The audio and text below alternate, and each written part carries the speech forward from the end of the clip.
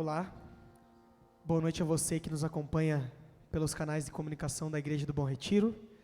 Boa noite a você que está nesse culto presencial. Esse é o momento que nós louvamos o nome de Deus. A primeira música que nós vamos cantar fala que, mais ainda que demore, Jesus ele virá nos buscar. Que você possa ter essa certeza no seu coração e se preparar para esse grande dia. Amém? Nós vamos louvar agora, queremos que você louve conosco.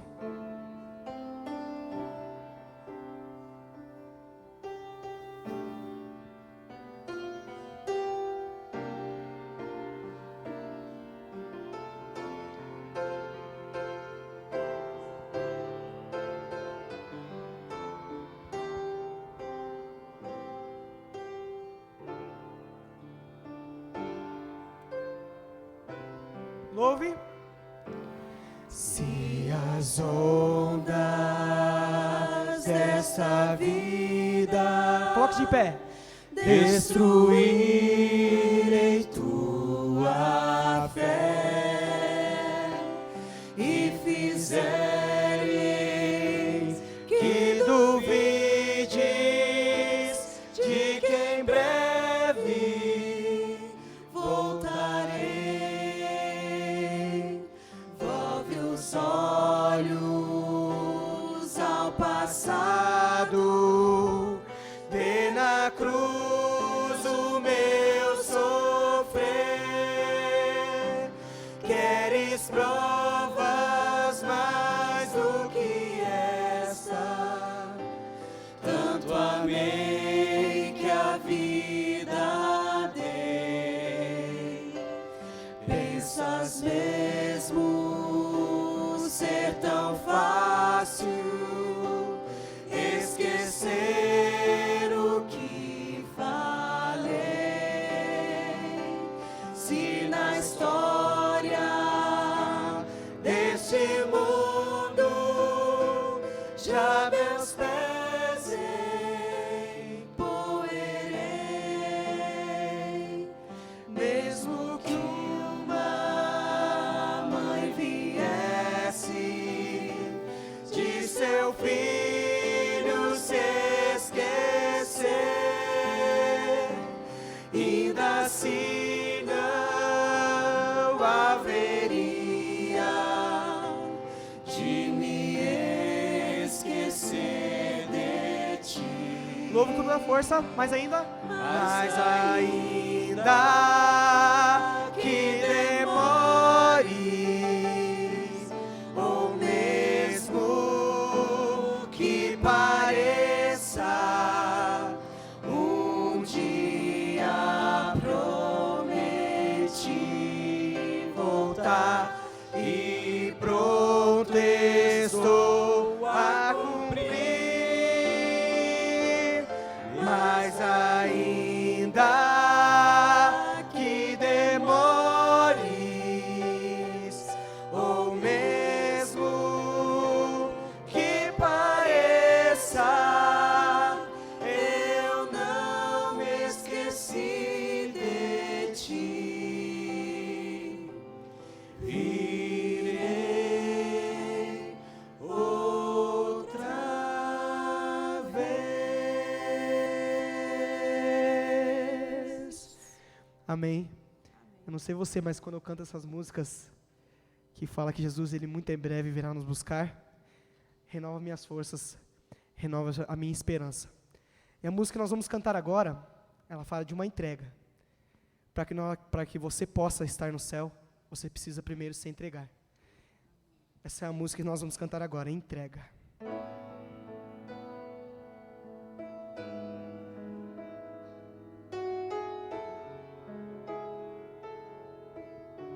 Louve.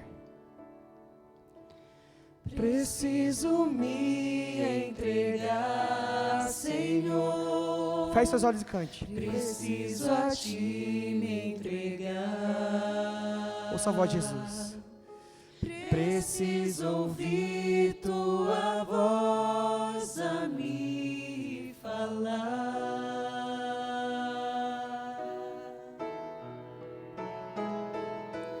Não tenho nada a te oferecer. oferecer somente um coração impuro e pecador. Mas aqui estou, Mas aqui estou, me aceita, Senhor.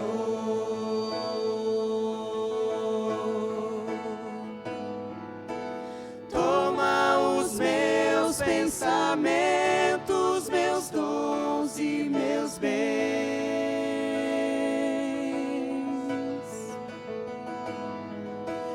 Toma o meu coração e tudo que ele tem.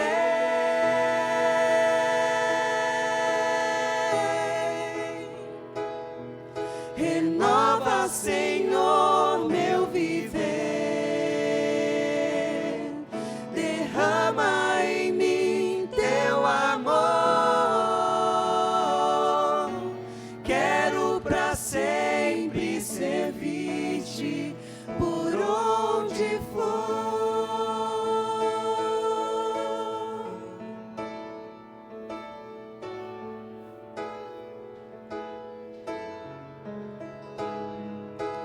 Preciso me entregar, Senhor. Preciso a ti me entregar. Preciso ouvir tua voz a me falar.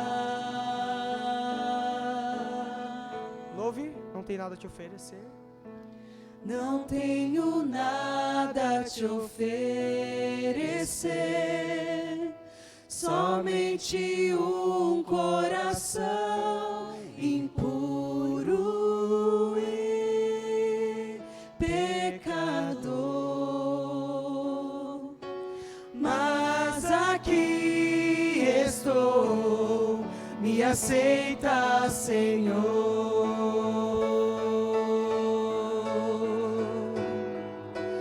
Toma os meus pensamentos, meus dons e meus bens. Louve. Toma o meu coração e tudo que ele tem.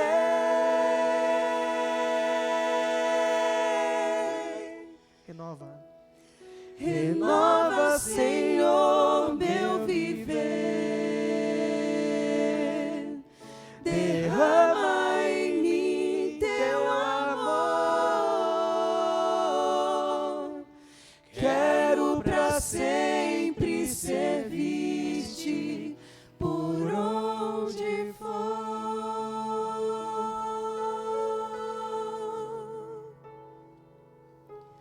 Quero pra sempre servir-te por onde for.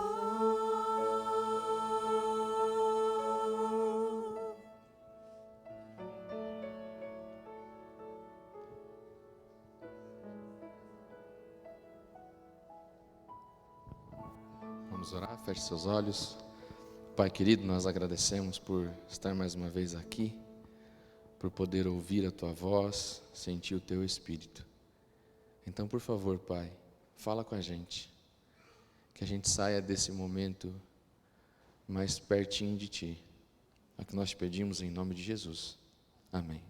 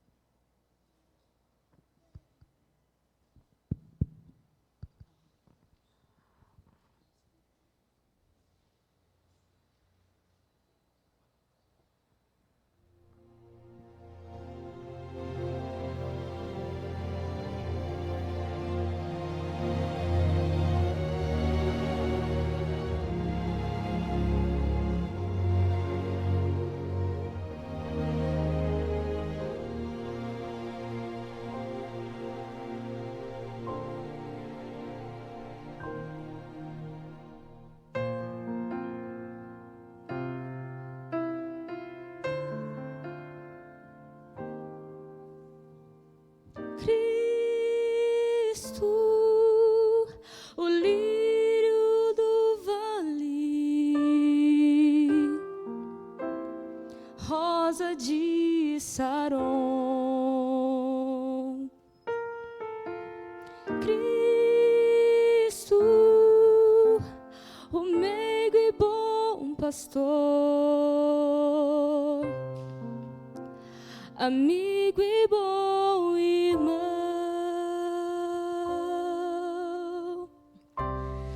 Pai da eternidade, Cristo, o grande general, o Pai de amor eterno, Cristo, o vencedor do mal.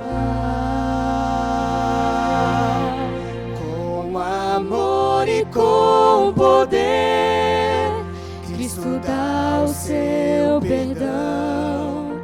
Ele é vida, basta crer. É verdade, salvação. Esse nome é eficaz, nome igual jamais foi visto. Esse nome traz a paz, Cristo.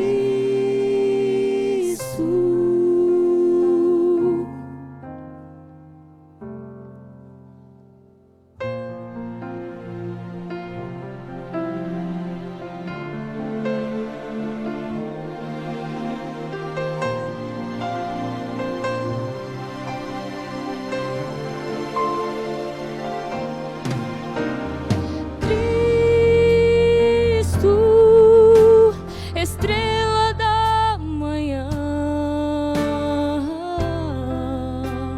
luz que me refaz.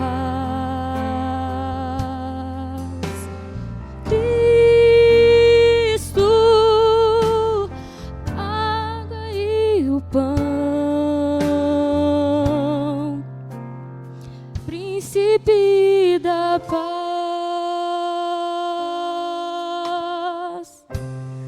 Forte conselheiro, Cristo, autor da nossa fé, A pedra de esquina, Cristo, é vida a quem quiser.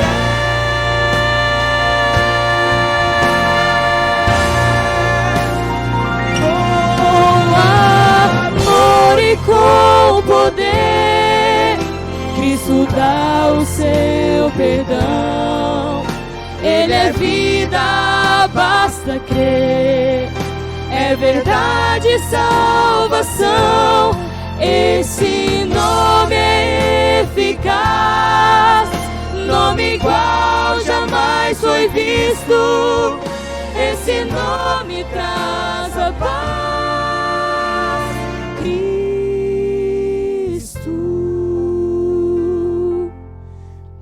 com amor e com poder, Cristo dá o seu perdão. Com amor e com poder, Cristo dá o seu perdão. Ele é vida, basta crer. É verdade, salvação. Esse nome é eficaz, nome igual jamais foi visto. Esse nome traz a paz.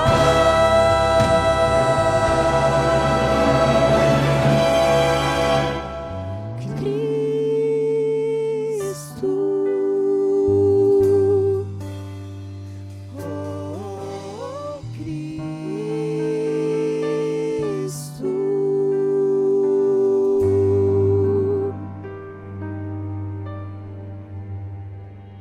Amém?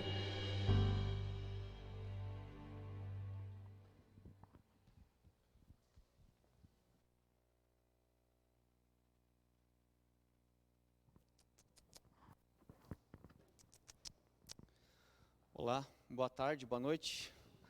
Tudo bem com vocês?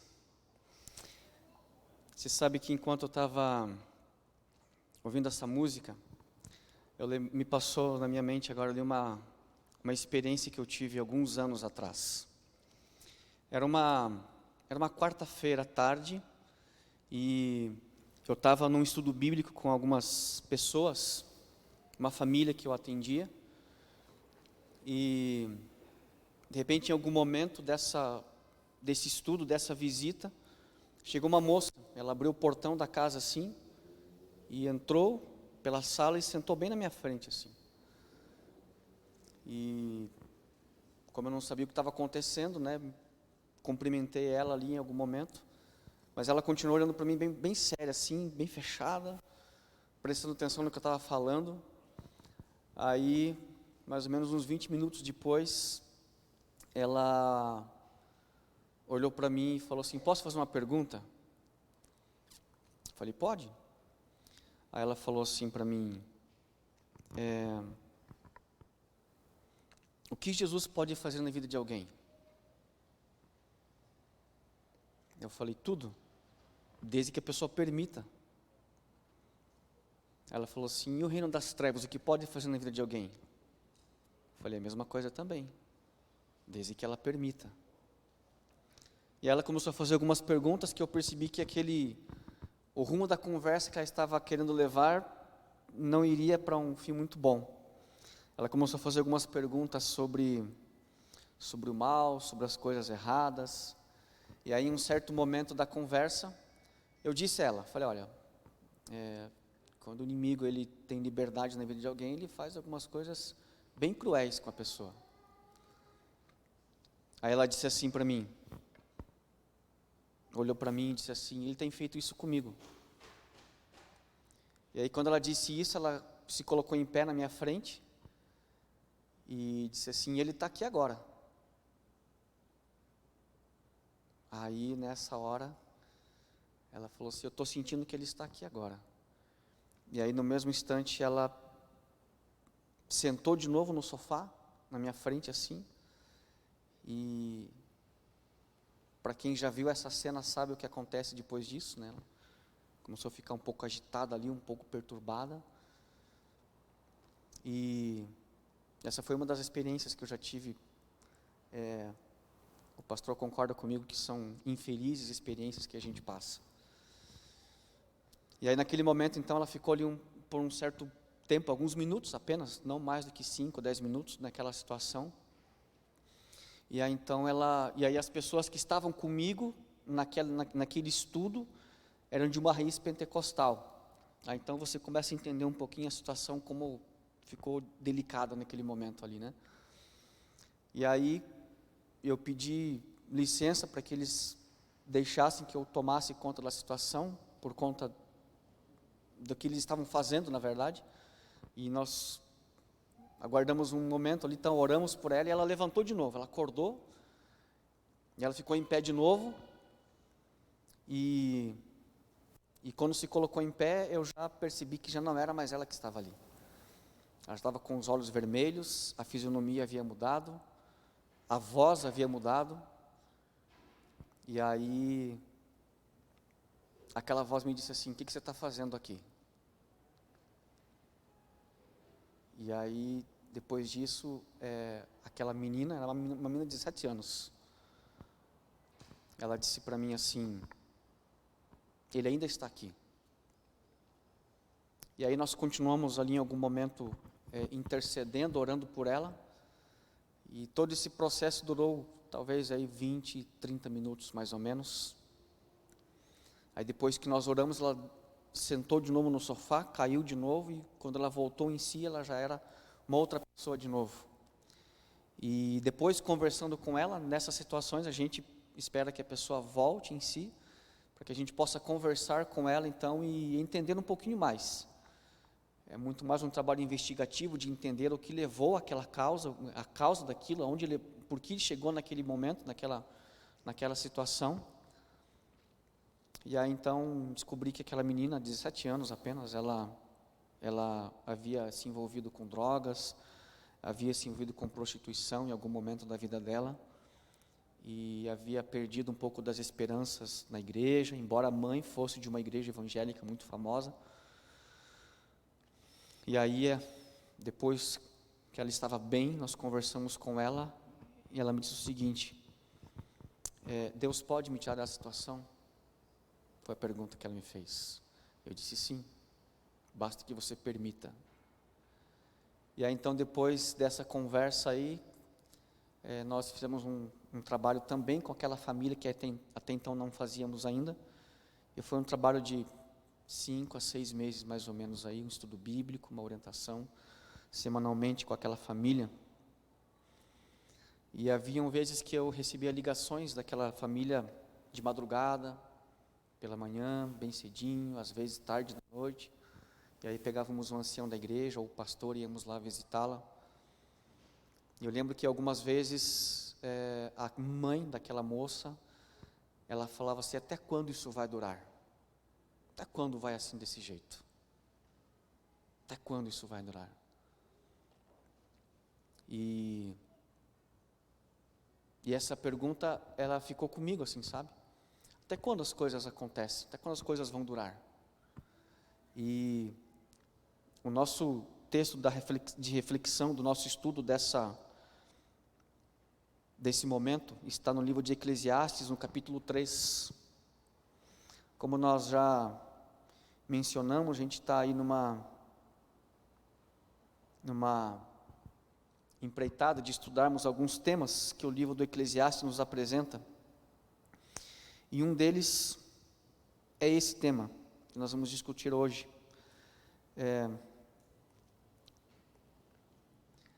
O tempo. Alguém disse assim certa vez que tentar segurar o tempo, tentar entender o tempo, é perder tempo. É perder tempo. Mas como nós lidamos com o tempo? Como lidar com o tempo? Não é? E o capítulo 3 do Eclesiastes, o versículo 1 e o versículo 2, que é o que a gente vai se concentrar nesse momento, e partir para outros versos na sequência, mas ele diz assim, Eclesiastes 3, versículo 1 e o versículo 2. Tudo tem o seu tempo determinado, e há tempo para todo propósito debaixo do céu. Há tempo de nascer e tempo de morrer, tempo de plantar e tempo de arrancar o que se plantou. O que Cristo tem a ver com o tempo? O que essa música que nós ouvimos agora tem a ver com o tema de hoje? Nós encerramos o tema hoje pela manhã falando que nós vamos encontrar significado para a nossa vida, não nos empreendimentos, não nos prazeres, não nos vícios, não nas realizações, não naquilo que esse mundo oferece, mas naquilo que Cristo oferece para nós. Então nós só vamos encontrar significado para a nossa vida, para a nossa existência, quando nós dedicarmos a nossa vida para entender e viver pelo propósito que Cristo tem para nós. Por isso que a música diz, Cristo, Ele é tudo que nós precisamos. Então existem pessoas que encontram significado para suas vidas em vários lugares, por um tempo apenas, depois esse significado vai passar. E existem pessoas que aparentemente não têm nada, mas elas têm um significado para a sua vida. Eu lembro muito bem de uma família que eu atendia também, e uma ocasião cheguei na casa deles, eles não tinham uma condição financeira das melhores, e uma tarde eu cheguei, eles não tinham alimento em casa, eles não tinham comida em casa. E aí então providenciei alguns alimentos ali com a asa da igreja, com as irmãs. E aí quando eu cheguei na casa deles, então com as sacolas de alimento, no mesmo dia, eles fizeram duas pilhas de alimentos, colocaram uma de um lado e uma pilha do outro lado, assim, de alimentos. E essa aqui era menor do que essa pilha de alimentos. E eu deduzi que era essa que eles iriam fazer naquele momento para se alimentar, porque eles estavam sem se alimentarem, havia já quase 24 horas, porque eles vinham tomado o café da tarde na noite passada. E eu pensei, então eles vão fazer esse alimento aqui, e esse aqui eles vão guardar. Mas a curiosidade foi maior, eu perguntei, o que vocês vão fazer com essas duas pilhas de comida? E aí a mulher daquela casa falou assim, não, irmão, essa pilha aqui menor é para nós, e essa daqui é para os nossos vizinhos que também não tem comida. Mas aí o instinto humano fala mais alto nessa hora. Eu falei assim, mas irmã, não é mais fácil que você guarde o alimento para amanhã, porque você não tem o que comer amanhã também?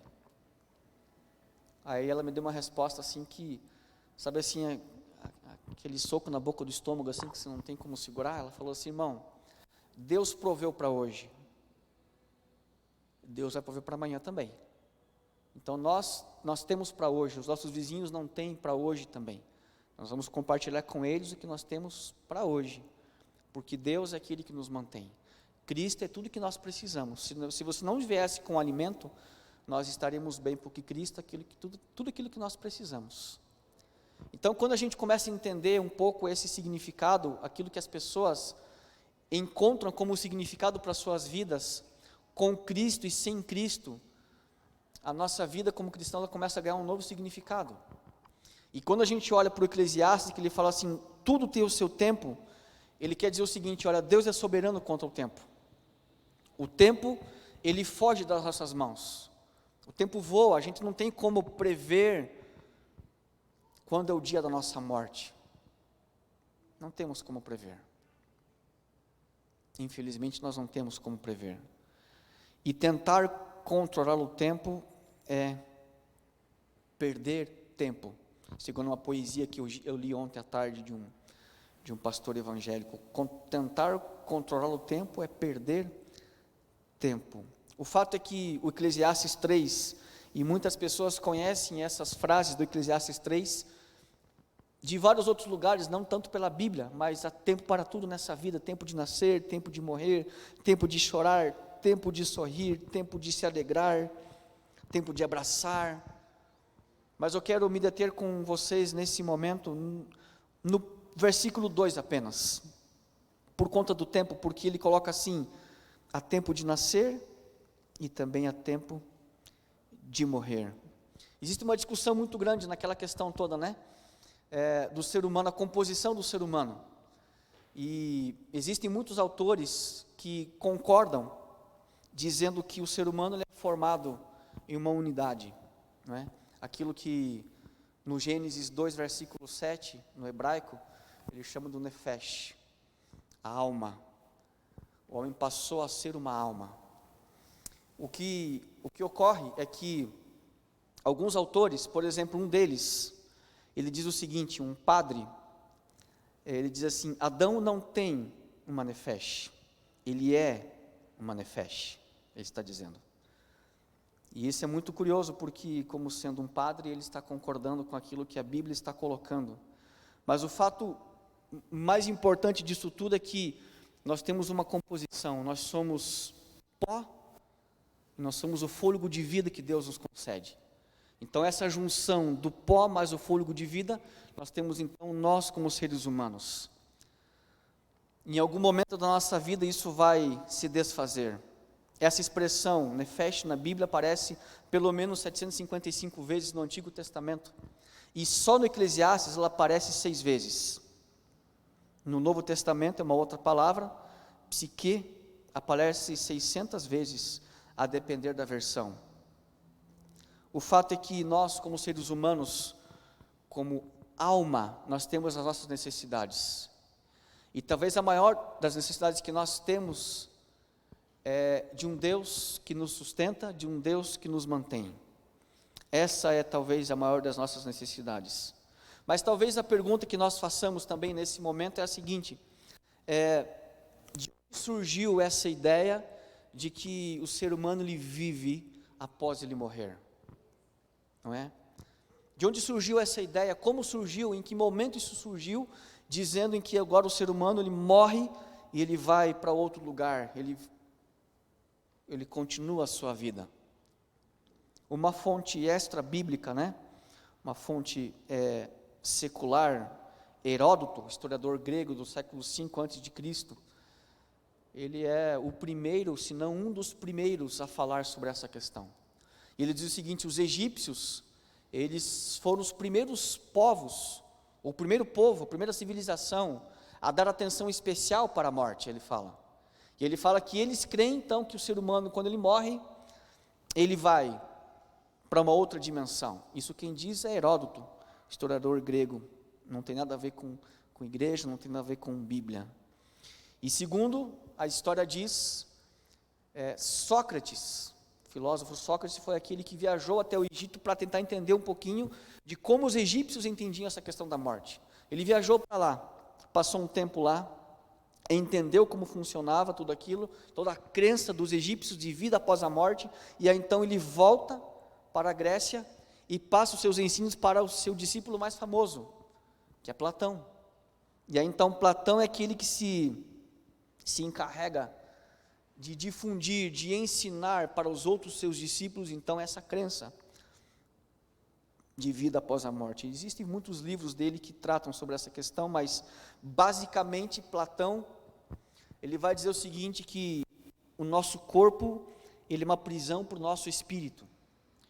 Então, quando nós morremos, nós libertamos o nosso espírito para que ele possa ter uma vida melhor, aí, talvez, longe dessa prisão que é esse corpo. Toda essa crença que nós temos hoje, toda essa ideia de que você morre e você vai para algum outro lugar, ou que você vai reencarnar, ou que você vai fazer qualquer outra coisa, separar a alma do corpo, entenda que a alma aqui eles colocam como sendo o espírito, mas a Bíblia fala que a alma é uma pessoa, você é uma alma, né? Você não tem uma alma, você é uma alma.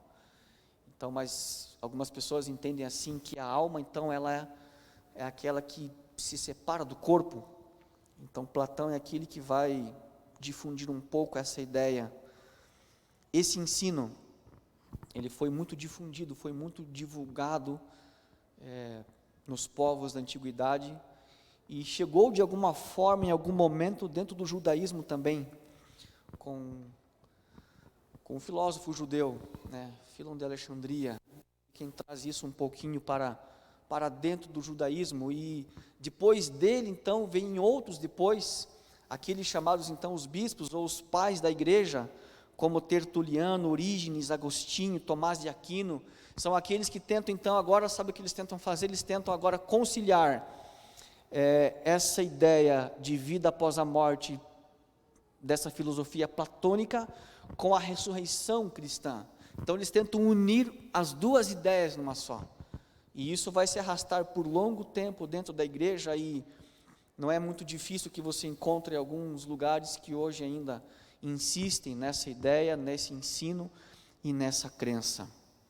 O fato é que a morte, meus queridos, por mais que as pessoas digam que estão preparadas para morrer, por mais que as pessoas digam que não têm medo da morte, quando a morte bate a sua porta, num familiar seu, num amigo seu, uma pessoa próxima seu, num querido seu, ela sempre vai nos pegar de surpresa.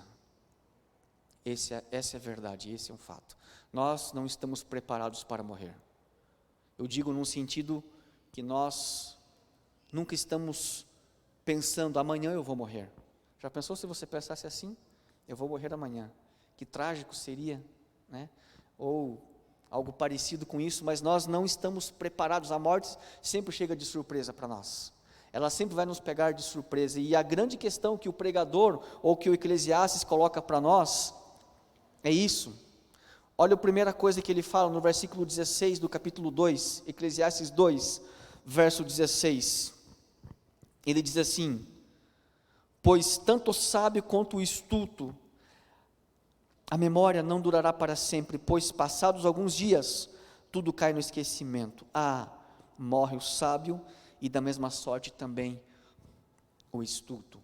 Ou seja, o que o pregador está dizendo aqui? Que todos, a morte ela pega a todos. A morte ela chega para todos, em algum momento a morte vai chegar para todos nós. Uma outra coisa que ele coloca, está no capítulo 3 e o versículo 11, e esse para mim é um dos versos mais bonitos para mim, da Bíblia, Eclesiastes 3, versículo 11, quando ele diz assim: tudo fez Deus formoso no seu devido tempo, também pôs a eternidade no coração do homem. A segunda verdade que o pregador nos ensina sobre a morte, a primeira é que a morte pega todas as pessoas, e pega de surpresa. A segunda verdade sobre a morte que o pregador nos coloca, é dizer que nós não fomos feitos para morrer. E, pensando de uma outra forma, a morte ela vai contra a nossa essência. Você não foi criado para morrer. Nós não fomos criados para a morte. E quando ele fala que Deus pôs no nosso coração a eternidade, ele quer dizer o seguinte: olha, a morte, ela vai contra aquilo que nós para aquilo da qual nós somos criados, vai contra a nossa essência. Uma outra verdade sobre a morte que o pregador nos coloca, está no capítulo 4, versículo 2, quando ele diz assim: pelo que tenho por mais felizes os que já morreram, mais do que os que ainda vivem. Essa é a terceira verdade que o pregador nos coloca sobre a verdade, sobre a morte, porque você há de concordar comigo que para algumas pessoas a morte é um descanso, pelo sofrimento, pelas lutas, não é? Pelas dores, pelo sofrimento não só da pessoa que às vezes está em uma situação crítica, delicada, num hospital, ou até mesmo em casa, né? Eu lembro que quando eu sempre vou falar essa frase, mas na hora eu me lembro e mudo. Eu ia falar quando eu era pequeno, mas eu ainda sou pequeno, né? Então, quando eu era jovenzinho lá, meu adolescente, jovem, eu tive uma tia que infelizmente, ela acabou contraindo câncer, e eu lembro que na fase terminal dessa situação dela, os médicos chamaram a família no hospital e disseram assim: olha, nós não temos mais o que fazer pela Solange, que é o nome da minha tia, nós não temos mais o que fazer por ela. Nosso conselho é que vocês peguem ela, levem para casa e esperem que ela morra em casa. Foi a notícia que os meus avós tiveram da minha tia. E eu lembro quando a minha tia chegou em casa, colocamos ela no quarto dela, ela ficou ali talvez algumas semanas apenas, e eu lembro como se fosse hoje, na minha memória, assim, essa cena é muito, muito clara, o dia em que ela descansou. Ela não podia comer, ela não podia respirar direito mais, ela não podia levantar da cama, tudo ela precisava ser feito na cama para ela, desde o banho até fazer a higiene dela na cama, tudo era na cama. Ela não podia levantar, e algumas feridas surgiam pelo corpo dela, porque ficava muito tempo deitada. Então era muito sofrimento. Eu lembro que no dia em que ela faleceu, houve uma certa comoção, logicamente, obviamente, na família. Mas eu lembro que depois, conversando com a minha mãe, ela disse assim para mim: foi um descanso para ela e para a família também. Então, em muitas situações, em algumas situações, a morte é um descanso. E eu digo, por experiência, com a família, com a minha família e com outras pessoas que eu já aconselhei, ajudei, visitei no hospital, eu digo assim que a morte, ela também é um ato de misericórdia de Deus. Quando Deus abrevia o sofrimento das pessoas, quando Deus dá o descanso para essa pessoa. A morte é um descanso, é o que diz o pregador aqui no versículo 2, mais felizes os que já morreram, também pode ser colocado como um descanso. Há um detalhe interessante também que o pregador coloca sobre a morte, que está no capítulo 7 e o versículo 17, onde ele coloca assim: não sejas demasiadamente perverso, nem sejas louco, porque morrerias fora do teu tempo?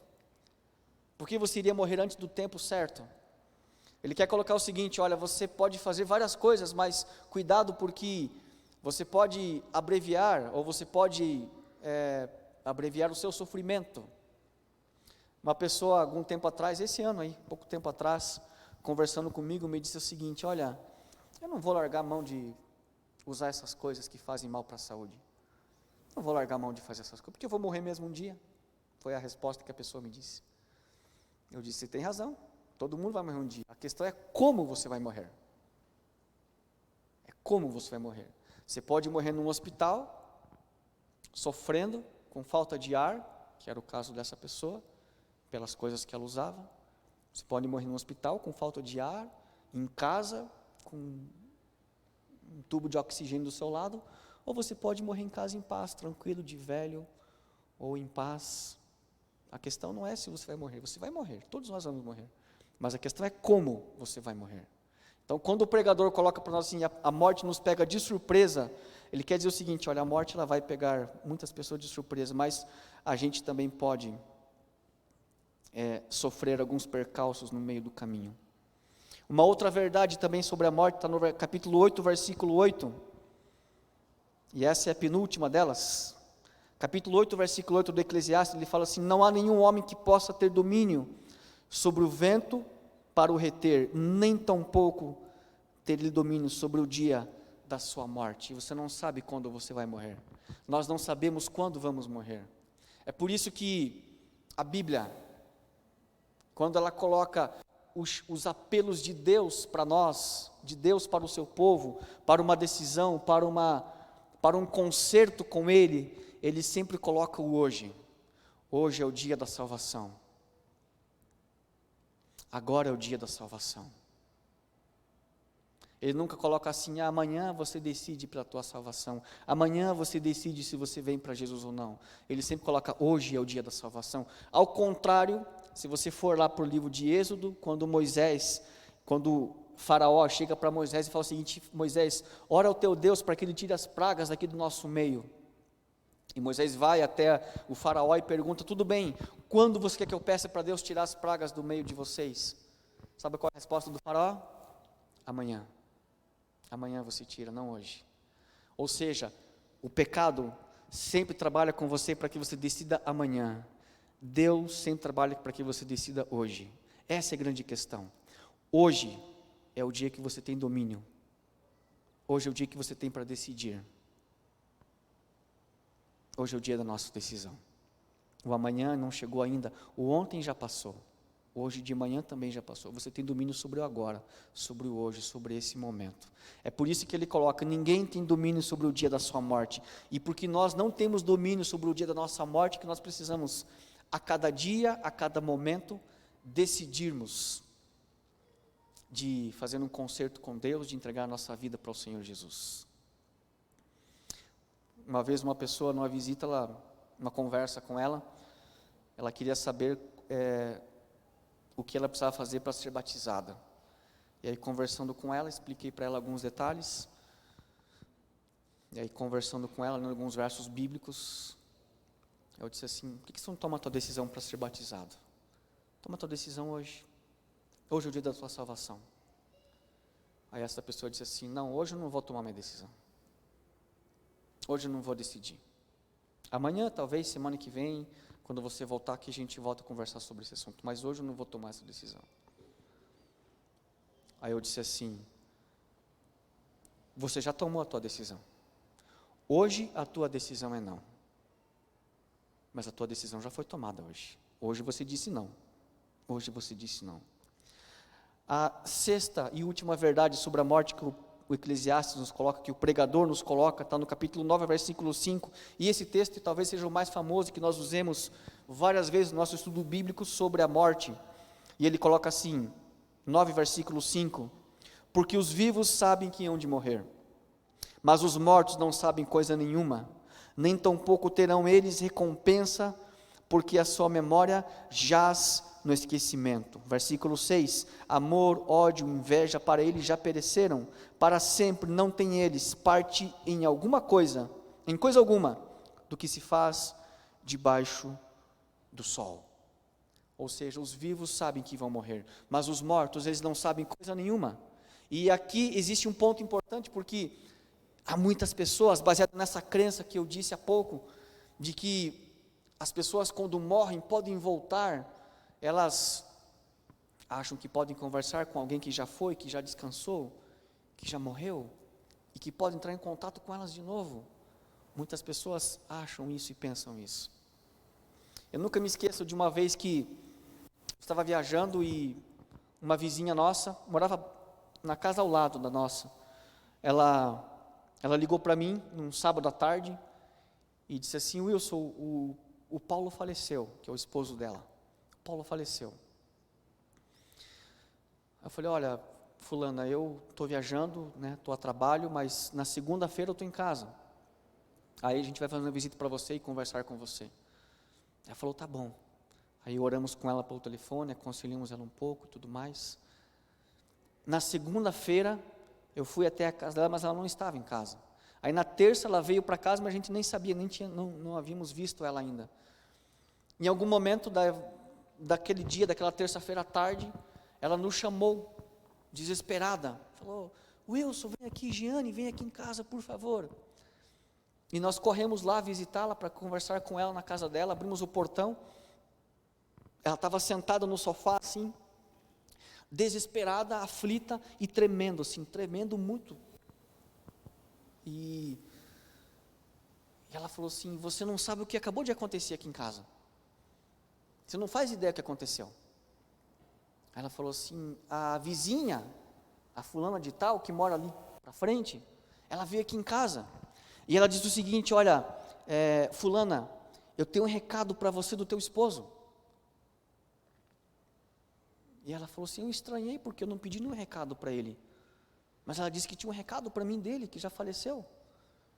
E aí então, e eu falei: qual é o recado que você tem dele para mim? Ah, eu preciso falar para você e tal. E ela ficou em pé, e agora a vizinha contando para nós, esse fato foi o seguinte: ela me abraçou, e o jeito de me abraçar era como Paulo me abraçava. E o cheiro dela era o cheiro do Paulo, a voz dela era a voz do Paulo. E eu nem ouvi o recado, porque fiquei tão perturbado, tão desesperado com aquilo, que eu falei: eu não quero ouvir, porque ele morreu já, e tudo mais, e coisa e tal. E aí ela saiu correndo de casa, e aí que eu gritei para que vocês viessem aqui em casa.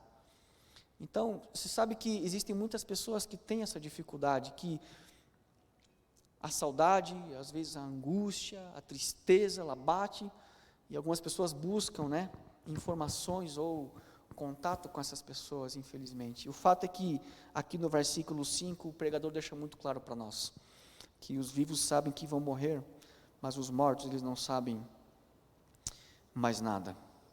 Qual é a esperança do pregador, então, nisso tudo? Agora partimos para aquilo que é a conclusão do nosso estudo sobre o Eclesiastes, sobre esse tema da morte, mas a esperança que ele tem, o que ele deixa para nós, o que ele nos deixa de informação. Ele falou para nós aqui o que acontece na morte, o que a morte nos traz, mas ele também lança uma esperança para nós. E a gente volta para o capítulo 3, e o versículo 11 e o versículo 14, quando ele fala que Deus fez tudo formoso no seu devido tempo, e pôs no nosso coração a eternidade. E o versículo 14, ele coloca assim: sei que tudo quanto Deus faz, durará eternamente. Tudo quanto Deus faz, durará eternamente. Você sabe que lidar com a morte, irmãos, é muito difícil. Definitivamente nós não sabemos como lidar com a morte. Nós não entendemos como lidar com ela. Nós não sabemos como trabalhar com a morte. Basta que alguém próximo a nós descanse o sono da morte, e nós já ficamos sem chão, a depender do convívio e da intimidade que tínhamos com aquela pessoa. Ou quando nós ficamos doentes, ficamos à beira da morte, nós também não sabemos como lidar com ela. Eu lembro muito bem de um fato que me ocorreu, em que eu trabalhei alguns anos atrás numa cidade do interior do Paraná, e uma quinta-feira uma irmã da igreja me ligou e falou assim: irmão, você pode visitar a minha irmã comigo amanhã? Eu disse sim. E aí então na sexta-feira nós fomos visitar aquela pessoa, e quando nós chegamos na casa daquela mulher, ela estava deitada no seu quarto, assim, num canto da casa, e elas me levaram até aquela mulher para conversar com ela no quarto, a irmã da igreja, que era irmã daquela mulher.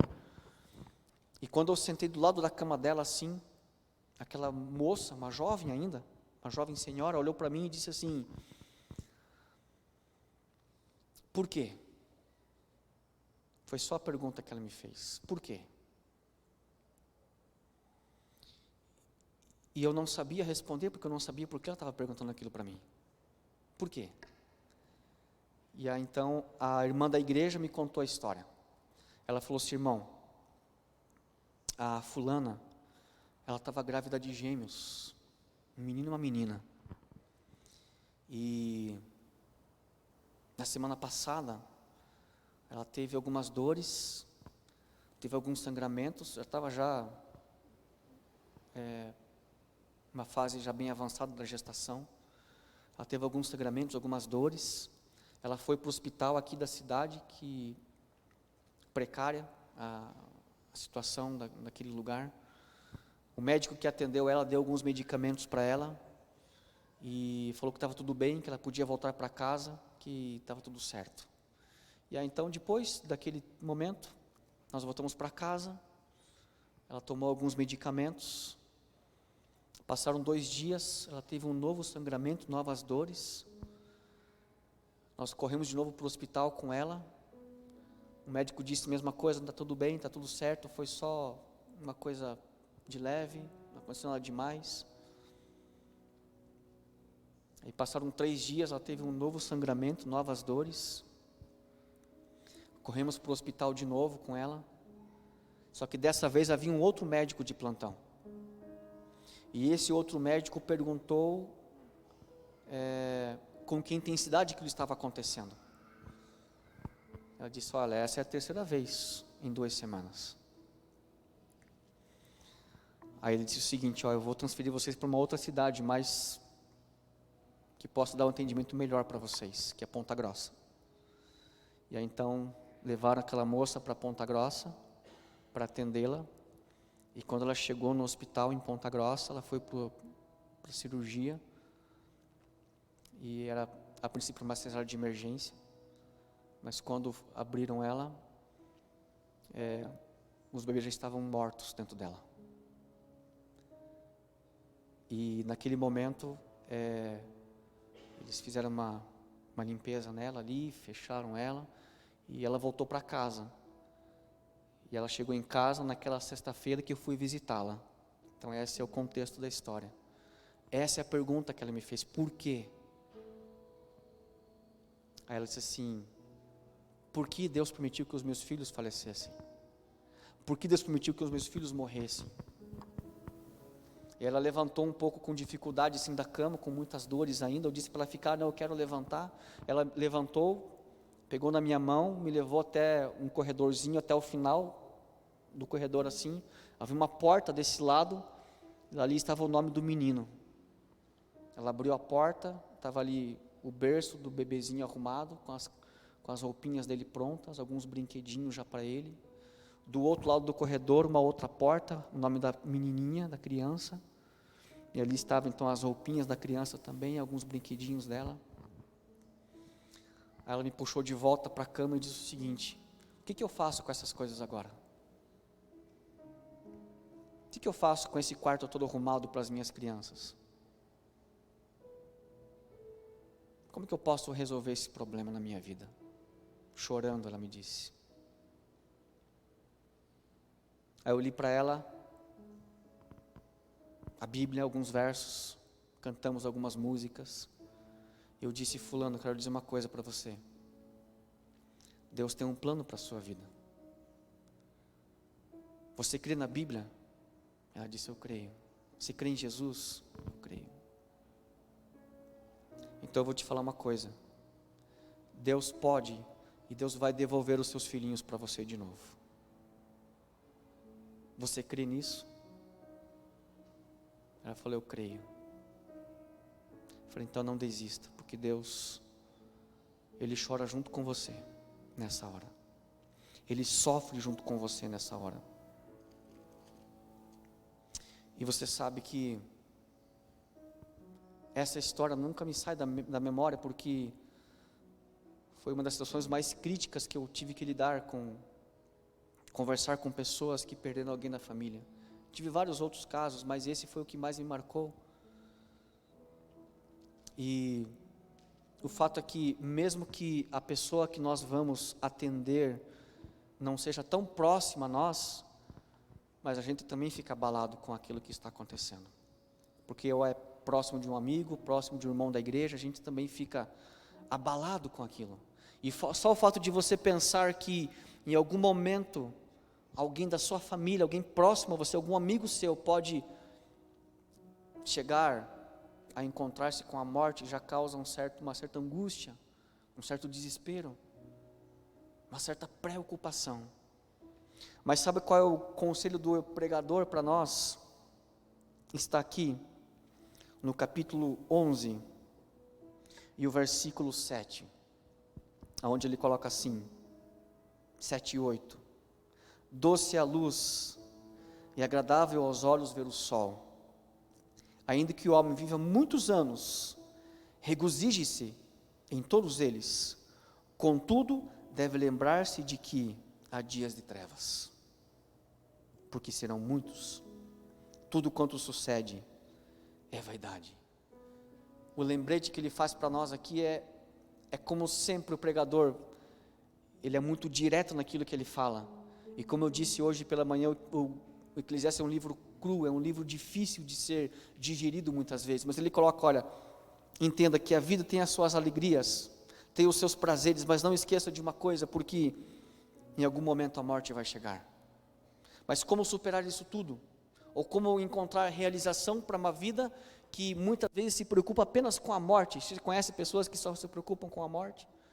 Eu conheci um amigo algum tempo atrás aí que ficou muito abalado com essa pandemia.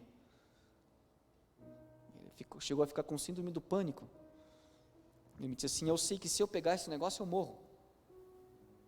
Eu sei que se eu pegar esse negócio eu vou morrer. Então eu tenho medo, eu não encosto nas pessoas, eu não fico próximo das pessoas, eu uso luva em todos os lugares, uso máscara, uso óculos, tudo isso eu faço porque eu sei que se eu pegar eu morro.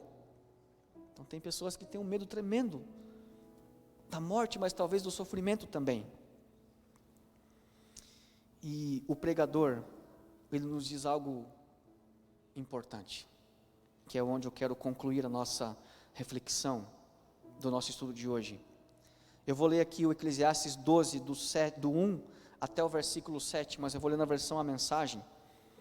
Diz assim, ó: honre e alegre-se no seu Criador, enquanto você ainda é jovem.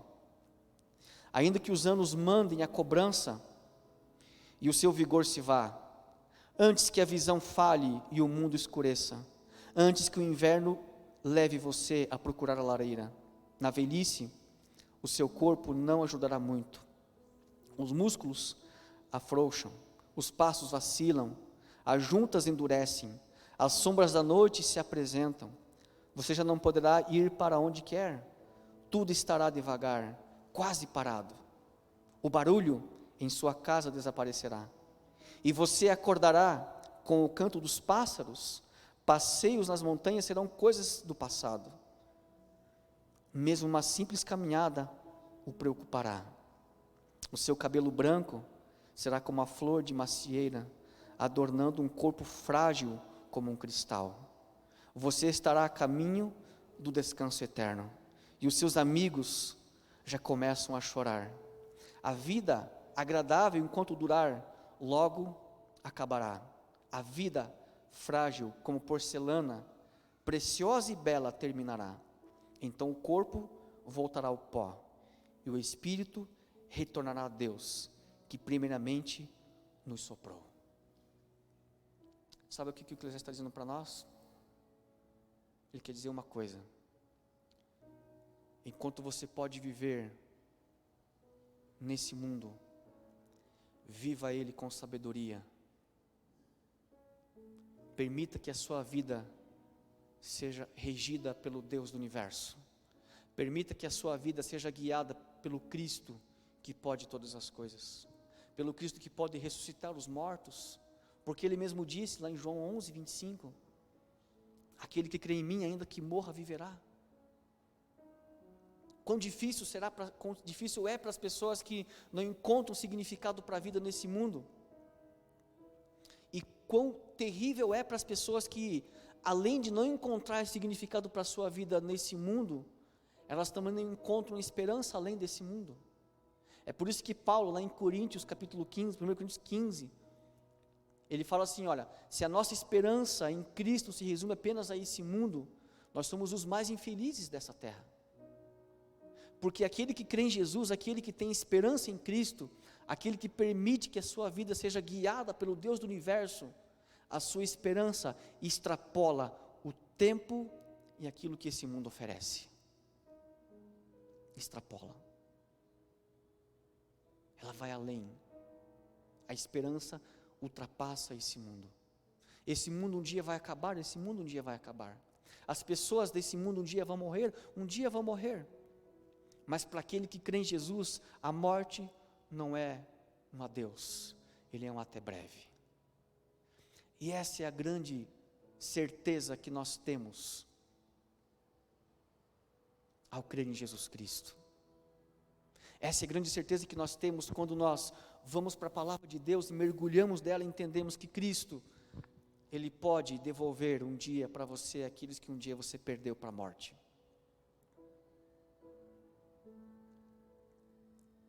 Aqueles que um dia você teve que dar um adeus, um até breve, mas logo poderá reencontrá-los. Sabe o que é isso? É um significado para uma vida nesse mundo, mas que não olha apenas para esse mundo, olha para a eternidade, porque o nosso Deus é um Deus eterno. Nosso Deus é um Deus eterno. E quando o pregador nos fala, lembre-se do seu Criador nos dias da sua mocidade, ele quer dizer o seguinte: olha, existe vida para além desse lugar, existe um propósito além desse lugar, existe esperança além desse lugar. Você não precisa desesperar-se apenas nesse mundo. A sua vida não precisa ser um fim nesse mundo apenas. Quantas pessoas você já perdeu para a morte? Quantas pessoas você já sepultou?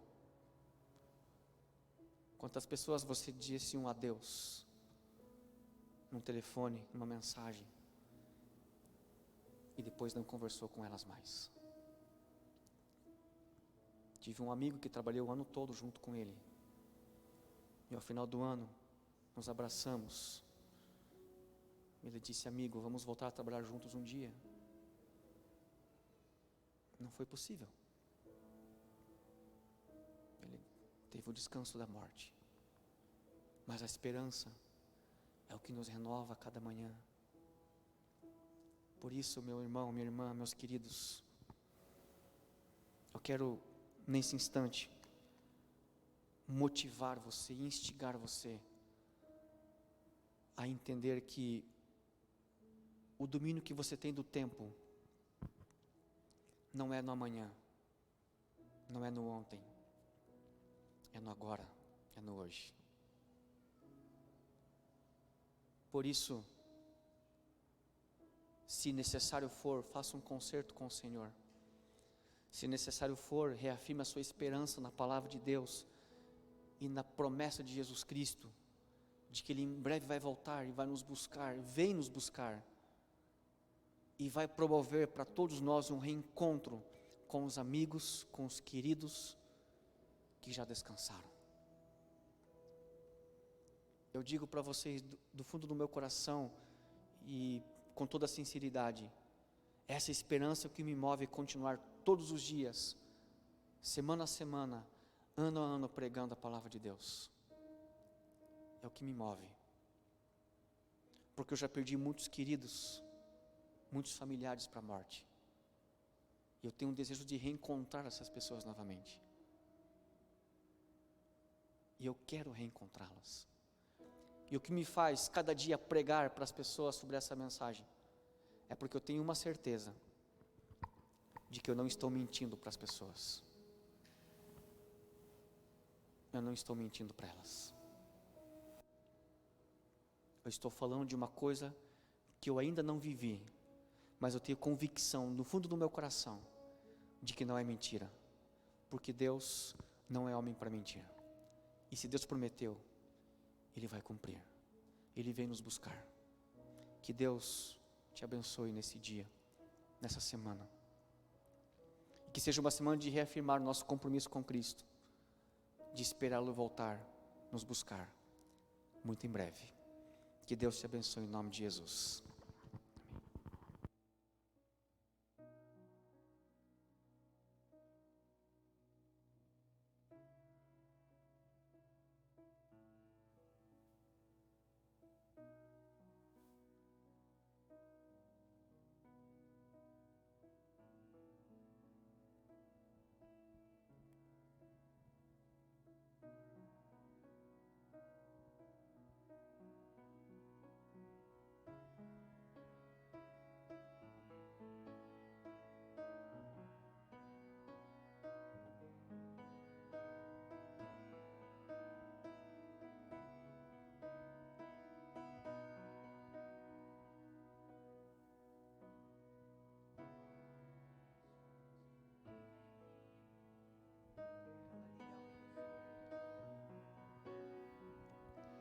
uma pequena luz no céu,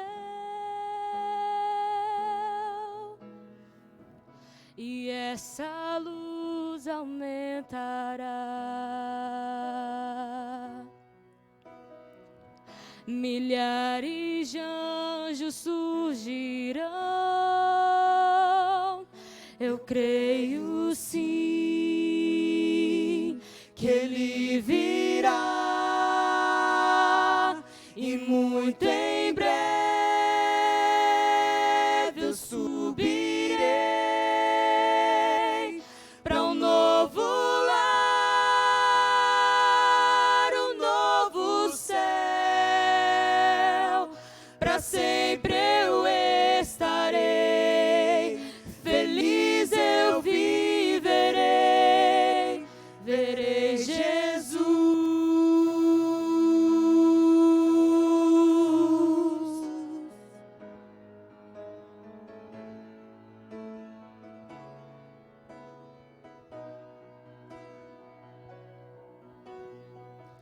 A voz de Deus irá soar,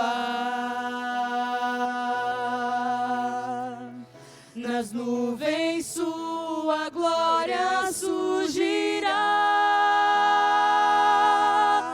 1000 gerações encontrarão, e para sempre louvarão. Eu creio sim que Ele virá, e muito em breve eu subirei para um novo lar, um novo céu, para sempre eu estarei, feliz eu viverei, verei Jesus.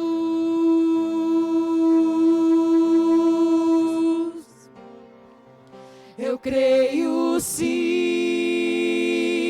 que Ele virá, e muito em breve eu subirei para um novo lar, um novo céu, para sempre eu estarei, feliz eu viverei. Eu creio sim que Ele virá, e muito em breve eu subirei para um novo lar, um novo céu, para sempre eu estarei, feliz eu viverei, verei Jesus.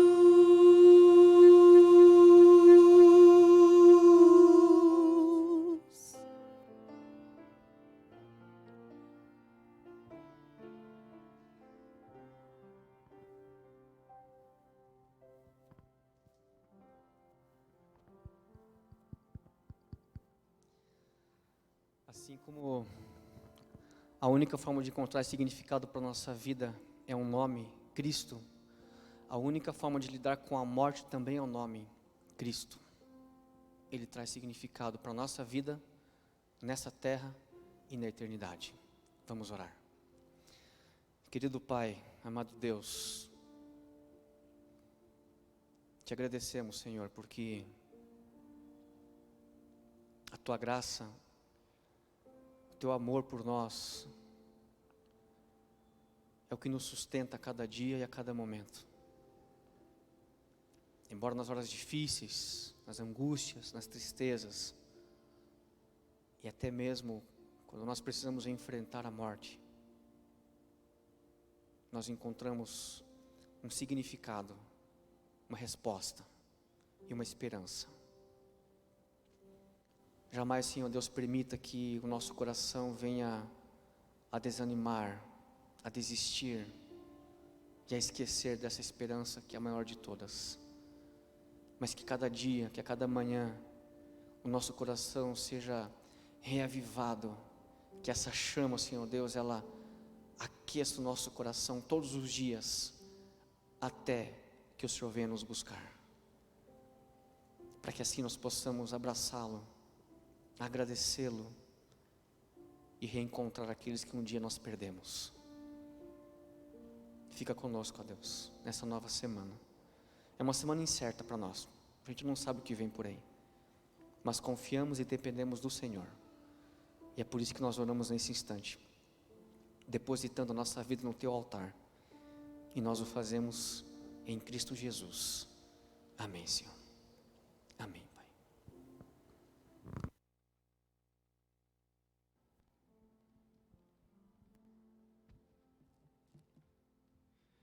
Que você possa ter uma feliz semana e que nós possamos estar aqui todos juntos no sábado para louvar e agradecer o nome daquele que é digno de toda honra, toda glória e todo louvor. Amém?